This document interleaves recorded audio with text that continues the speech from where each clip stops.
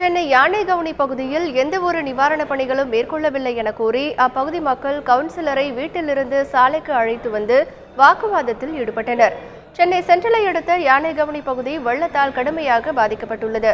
அப்பகுதி மக்கள் வெளியே வர முடியாத அளவிற்கு வெள்ள நீர் சூழ்ந்துள்ளது. பாதிக்கப்பட்ட மக்களுக்கு இதுவரை எந்தவொரு நிவாரணப் பணிகளும் மேற்கொள்ளப்படாததை அடுத்து 54வது வார்டு கவுன்சிலரை வீட்டிலிருந்து மக்கள் வெளியே இழுத்து வந்து வாக்குவாதத்தில் ஈடுபட்டனர்.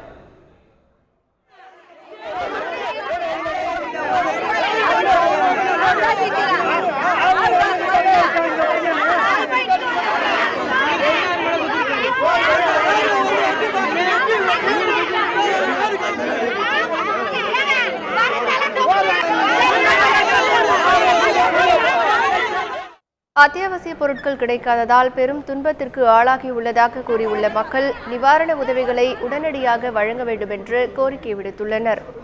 சார், இங்கே ஒரு வாரமாக மழை பெஞ்சு நீர் காரணத்தால் யாரும் பப்ளிக்கை சரி அவங்கங்க தண்ணி இருக்கிறவங்களுக்கு போகிற வர்றதுக்கு வசதி இல்லை. வேசார்பதி பக்கத்தில் இருக்கிறவங்களும் இப்படி தான் வரணும், வேசார்படி போகிறவங்களுக்கும் இப்படி தான் போகணும், மூலகத்திரம் போனாலும் இப்படி தான் போனோம், மின்ட்டுக்கு போனாலும் இப்படி தான் போனோம், ரெட்டின்ஸுக்கு போனாலும் இப்படி தான் போனோம், புளியாந்தப்புக்கு போனாலும் இப்படி தான் போனோம். இந்த ரூட்டு டிராஃபிக்காக வந்ததுனால போகிறதுக்கு வரதுக்கு வழி இல்லாததுனால எல்லாம் இருக்கிற வாலிபர்கள் எல்லாமே சேர்ந்து இந்த போகிறதுக்கு தந்த வழி பண்ணி எல்லாமே ஒத்துமொட்ட ஏரியாவில் இருக்கிறவங்க நம்ம தான் பாதிக்கப்பட்டு நம்மளோட அதிகமாக பாதிக்கப்படுகிறவங்க இந்த சைடு போகிறதுக்கு வரதுக்குன்னு ஒரு வழி பண்ணி எல்லாமே பண்ணி வச்சுக்கிறாங்க. அதனால் ஒரு ஏரியா கவுன்சிலர் வார்டு கவுன்சிலர்ன்றக்கோசம் போய் நேராக போயிட்டு கேட்டு பார்த்தோம். அதுக்கு தந்த ஒரு ரெஸ்பான்ஸை கொடுக்கல.